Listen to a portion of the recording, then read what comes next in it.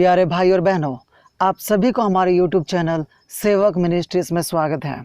और आज का विषय है नरक से बचना है और स्वर्ग में जाना है तो जल्द ये काम करें। मेरे भाई और बहनों, आज इस टाइटल में जो मैंने जल्द की बात को जिक्र किया है, और उसका मतलब यह है कि कोई भी इंसान नहीं जानता कि वो कितना दिन और कितना समय तक वो इस संसार में रहेगा। इंसान की जो जीवन है एक भाव के समान है। इंसान के जो जीवन है एक सपना के समान है, जो अभी है और थोड़ी देर के बाद वो नहीं रहेगा। तो कब परमेश्वर की बुलावा किसको आएगा कोई नहीं जानता। इसलिए कभी कभार हम कहते हैं कि अभी तो हमने उसको देखा, लेकिन दुख की बात है कि वो इस संसार में नहीं रहे। तो मेरे भाई और बहनों, आज हम कोई नहीं कह सकते हैं कि कितना दिन इस संसार में रहेंगे, इसलिए करेंगे नहीं, अभी ही कर लीजिए।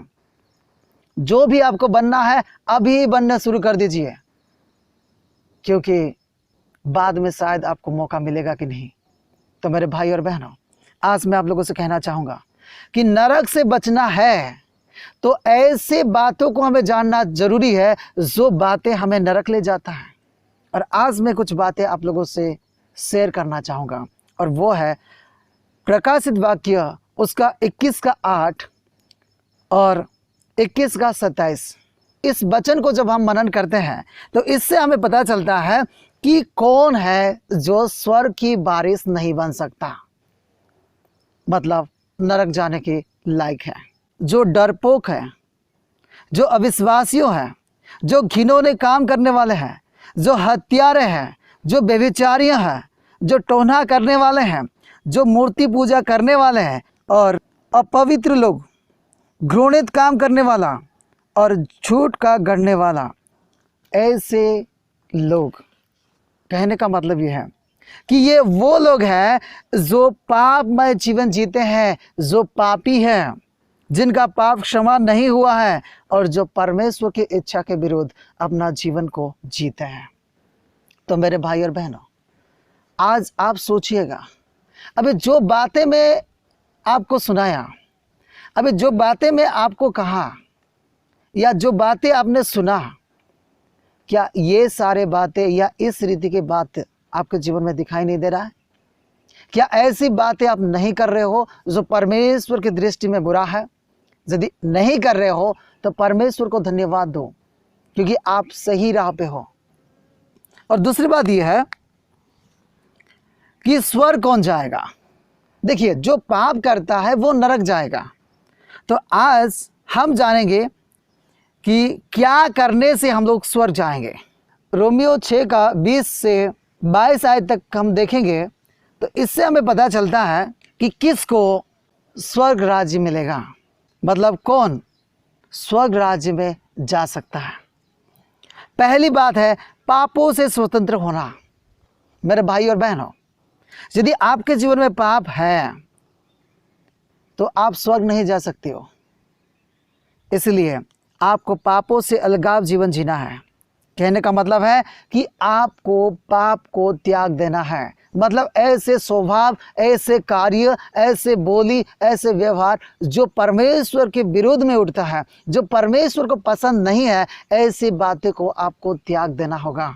और इसके लिए पहले तो आपको स्वीकार करना है जो गलत है परमेश्वर के नज़र में वो गलत है। और दूसरा आपको ये करना है कि आज से मैं नहीं करूँगा, यही निष्पत्ति आपको लेना है। और आपको परमेश्वर से माफ़ी मांगना होगा।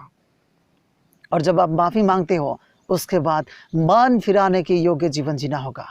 कहने का मतलब है जिस चीज़ को आपने गलत कहा है, जिस चीज़ को आपने देखा ये परमेश्वर की नज़र में गलत है, उसको आपको छोड़ ही देना है।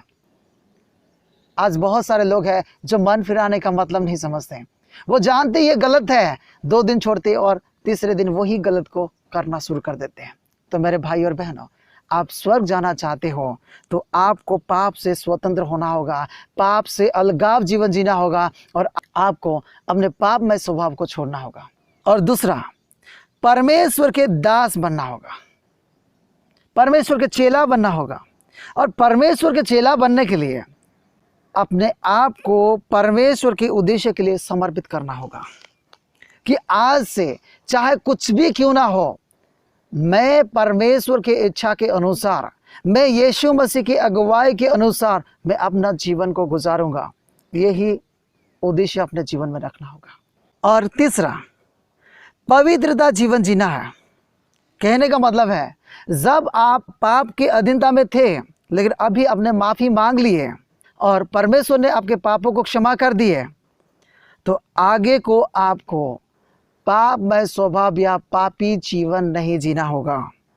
कहने का मतलब, प्रभु के इच्छा के अनुसार जीवन जीना होगा, निष्पाप जीवन जीना होगा, और जो परमेश्वर आपके जीवन में चाहते हैं वही काम को आपको करना होगा।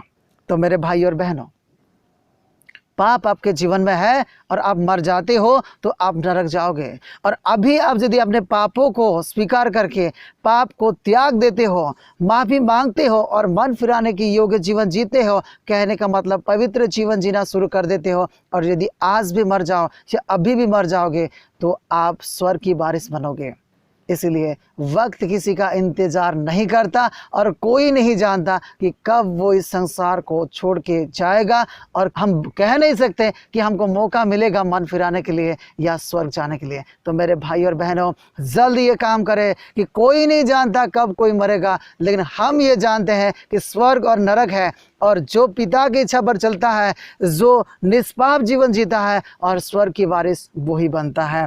तो मेरे भाई और बहनों, नरक जाने वाले कार्य को आज हम लोग त्याग दें और परमेश्वर से माफ़ी मांगे, और स्वर्ग जाने वाले कार्य अभी से हम शुरू करें, ताकि कभी भी हमारा मौत हो जाए हम स्वर्ग की बारिश बने। इसलिए हमेशा तैयार रहो। परमेश्वर इस वचन से हम सबको आशीष दे। आमीन।